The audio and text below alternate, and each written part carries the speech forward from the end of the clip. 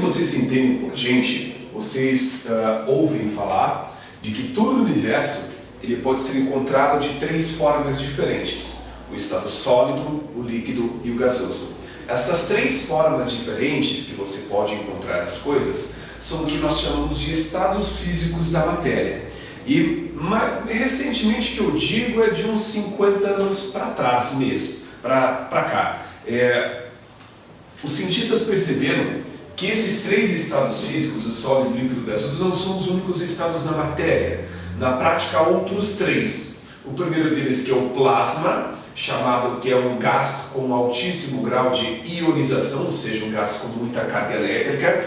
Existe o 5º estado físico da matéria, chamado de condensado, de Bose-Einstein, e o 6º estado, que é o condensado fermiônico, que esses 2 últimos que eu citei, eles, além do plasma, para se ter uma descrição perfeita deles, é necessário um refinamento matemático muito avançado, algo que a gente não tem condições de fazer. E como essas videoaulas elas são mais voltadas para você, vestibulando, você, estudante de ensino médio, você, universitário, que está cursando disciplinas de física básica, a gente não vai englobar esses estados físicos que requerem um refinamento matemático, uma matemática mais avançada do que essas que a gente tem acesso tradicionalmente no ensino médio e no início do ensino superior.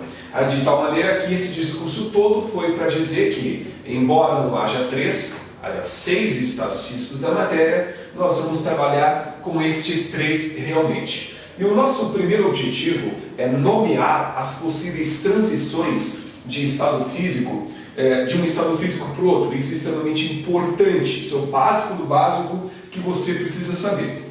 Então, primeiramente, a transição do estado sólido para o estado líquido é o que nós chamamos de fusão. Cada nomeação da mudança de estado será acompanhada de um exemplo. Fusão clássica: pega um chocolate, coloca no sol, ele vai derreter. Pega um cubo de gelo, expõe a uma fonte de calor, vai transitar do estado sólido para o líquido. 2 exemplos de fusão. Nós temos ainda a passagem do estado líquido para o estado sólido. Passagem essa conhecida como solidificação. Naturalmente, a solidificação é o processo inverso da fusão. Na solidificação, nós temos a transição do sólido, do líquido para o sólido. Pega um copo de água na torneira, coloca dentro do freezer, volta daqui a 5 horas, toda a água passou do estado líquido para o estado sólido, solidificação. Nós temos ainda a transição do estado líquido para o estado gasoso. Esta transição, ela erroneamente é chamada de evaporação. O nome correto para a transição do líquido para o gasoso é a vaporização. Tá, evaporação é o que então, Rodrigo? Evaporação é um tipo de vaporização. A vaporização, ela pode ocorrer em 3 estágios diferentes. A vaporização pode acontecer, primeiramente, na evaporação. A evaporação é uma vaporização, é uma transição do líquido para o gasoso, só que essa transição é feita de uma forma muito lenta. Então pega um copo de água, deixa em cima da mesa, volta amanhã, o nível da água está praticamente o mesmo. Volta daqui a uma semana, o nível da água baixa um pouquinho. Volta daqui a um ano, toda a água vai ter passado do estado líquido para o estado gasoso. Ou seja, eu tenho que esperar muito tempo para que ela evapore. Um outro exemplo de evaporação é a roupa secando no varal. Não é de imediato que a água que está lá dentro da roupa vai passar do líquido para o estado vapor, de tal maneira que é um processo conhecido como evaporação. Agora, se você pegar esse mesmo tanto de água que você deixou em cima da mesa, esperando que ela passasse do líquido para o gasoso, e pegar e colocar numa panela e expor ao fogo, depois que a água entra em ebulição, ela entra no processo de fervura, ela vai passar do estado líquido para o estado gasoso de uma forma bem mais rápida. Passagem essa conhecida como ebulição. A água fervente, portanto, é um processo de transição do estado líquido para o estado gasoso feita de forma mais acelerada.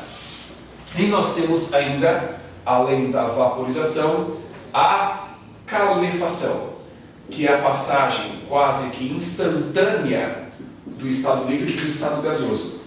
Eu sempre conto esse caos aí que eu presenciei, que eu vivi.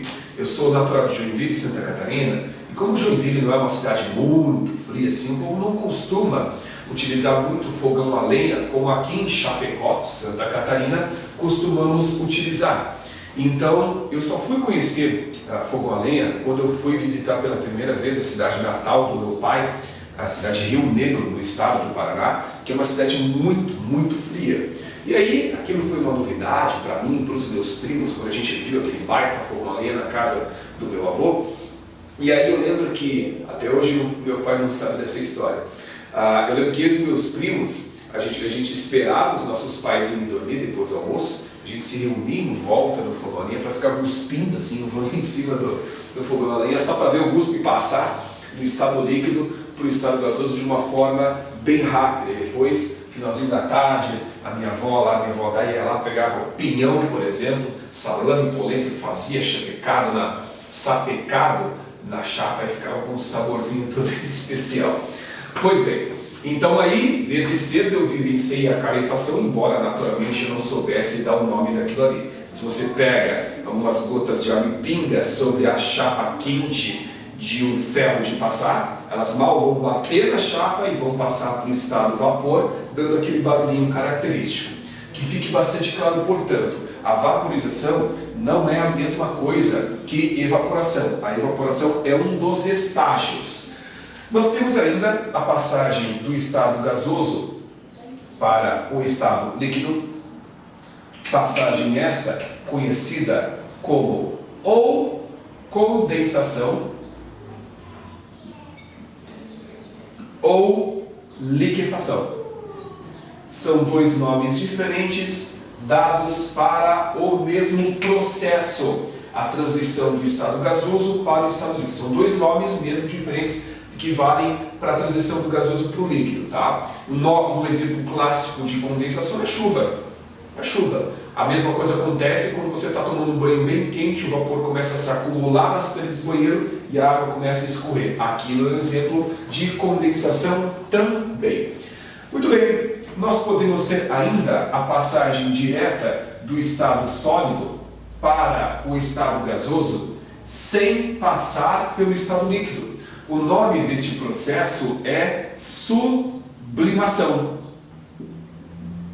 A sublimação, como eu já mencionei, é a passagem do estado sólido para o estado gasoso sem passar pelo estado líquido. Exemplo de sublimação, o clássico exemplo da bolinha de naftalina. Aquelas bolinhas fedorentas que são usadas para se espantar traças, insetos e afins, se você deixar lá no cantinho lá da casa, volta daqui a um mês, aquelas bolinhas sumiram. Não sei se é realmente esse termo, mas enfim. Aquelas bolinhas sumiram por quê? Porque ela está gradativamente passando do estado sólido para o estado gasoso, sem passar por esse estado intermediário. E ela vai gastando à medida que ela sublima. Um outro exemplo clássico de sublimação é o gelo seco. Gelo seco nada mais é do que dióxido de carbono, CO2, no estado sólido. E aí, consequentemente, ele sublima espontaneamente, ele está soltando aquela fumacinha, e aquela fumacinha que antigamente era utilizada para dar aquele efeito visual em palcos de apresentações musicais, onde a banda, quando entrava no palco, vinha aquela fumaça fedorenta toda. Antigamente, não sei se atualmente é feito desse jeito, eu acredito que não, essa fumaça vinha justamente do gelo seco, um bloco de dióxido de carbono no estado sólido que sublimava e aí passava do estado sólido para o estado gasoso sem passar pelo estado intermediário que é o líquido. Agora, existe a possibilidade também da substância passar do estado gasoso para o estado sólido. E o nome desse processo eventualmente é chamado, eventualmente é a sublimação ou a ressublimação. São dois nomes dados à passagem do estado gasoso para o estado sólido. Eu não sei, confesso que eu desconheço um processo que ocorra espontaneamente de ressublimação, um processo natural de ressublimação. A passagem do estado gasoso para o estado sólido é meio difícil de ser alcançada. Como eu mencionei, eu desconheço um fenômeno que ocorra naturalmente de ressublimação. Tá? De tal maneira que, até hoje, eu nunca vi uma questão que versasse sobre a ressublimação, a passagem do gasoso para o sólido. Isso não quer dizer que não tenha, tá? Então, que não possa existir. Mas, de uma forma geral, eu me arrisco a dizer que quando você encontrar o termo sublimação, embora o termo sublimação possa se referir tanto à passagem do sólido para o líquido, para o gasoso, como do gasoso para o sólido, acredito que dá para a gente se arriscar que a sublimação é o nome dado à passagem do sólido para o gasoso. Esta é a grande probabilidade disso acontecer. Só que assim, toda substância, para mudar de um estado físico para o outro, ela necessita absorver ou liberar calor para o ambiente. Quando a substância muda de estado físico segundo este sentido aqui, quando a substância passa do estado sólido para o estado líquido, do estado líquido para o estado gasoso, o nome dessa passagem, a substância tem que absorver calor do meio, num processo conhecido como processo endotérmico. Enquanto que a substância, quando muda de estado físico, segundo este sentido, quando ela passa do gasoso para o líquido, do líquido para o sólido, ou do gasoso para o sólido, ela tem que liberar calor para o ambiente externo, num processo conhecido como exotérmico. Eu quero falar um pouquinho mais a respeito desse processo, o endotérmico, que ocorre sempre que a substância passa do sólido para o líquido, do líquido para o gasoso, ou diretamente do sólido para o estado gasoso. Simplesmente porque isso está diretamente relacionado com uma importante forma de termorregulação do nosso corpo, que é a produção de suor. Quando a temperatura do nosso corpo começa a subir, o nosso corpo ele começa a produzir suor. E esse suor, quando ele fica sobre a pele, ele começa a evaporar. E quando ele evapora, ele rouba calor do nosso meio, pois se trata de um processo endotérmico, ele absorve calor do meio onde ele se encontra para poder evaporar. E aí, quando ele evapora, ao carregar consigo essa energia que ele absorveu, ele evita que a temperatura do nosso corpo aumente. Então, a produção de suor é extremamente importante por esse motivo, porque o suor, quando evapora, ele absorve calor do meio, fazendo com que a temperatura do nosso corpo não suba demais e fique dentro de limites razoavelmente estáveis, ok? Muito bem. Agora, uma outra informação extremamente importante no que diz respeito às mudanças de estado físico. Saca só, toda e qualquer mudança de estado, desde que seja para uma substância pura, a temperatura desta substância, que é pura, ela não vai subir, ela não vai descer. A temperatura desta substância pura será mantida constante. Toda e qualquer mudança de estado de uma substância pura vai ocorrer sob temperatura constante. Isso me leva a uma dica que eu vou passar para vocês agora. Sabe quando a água ferve? Então, quando ela ferve, ela atingiu a situação conhecida como ebulição, como a gente havia discutido, que é a transição do líquido para o gasoso. Ou seja, quando a água ferve, ela está passando do líquido para o gasoso. Ela está mudando de estado. E se ela muda de estado, a temperatura dela não muda. Isso significa que por mais calor que você dê à água, a temperatura dela não vai aumentar. Tu pode explodir uma bomba atômica embaixo da panela, que a água ela não vai aumentar a sua temperatura. É óbvio que você vai acelerar a passagem do líquido para o gasoso, mas você não vai aumentar a temperatura da água. Significa que, se você mantiver a chama do fogão no nível alto e no nível baixo, a temperatura da água não vai ser modificada. Mas com a chama em nível baixo, menos borbulhas lá vão sair. Isso indica apenas que você estará retardando a passagem do líquido para o gasoso, e não que a temperatura da água vai estar diminuindo. Portanto, quando você vai cozinhar um macarrão, uma batata, vai cozinhar aquele miojo caprichado, para que você vai deixar a chama do fogão no nível alto, se você pode deixar a chama do fogão no nível baixo, que a temperatura vai ser mantida constante e o tempo de cozimento do alimento vai ser o mesmo.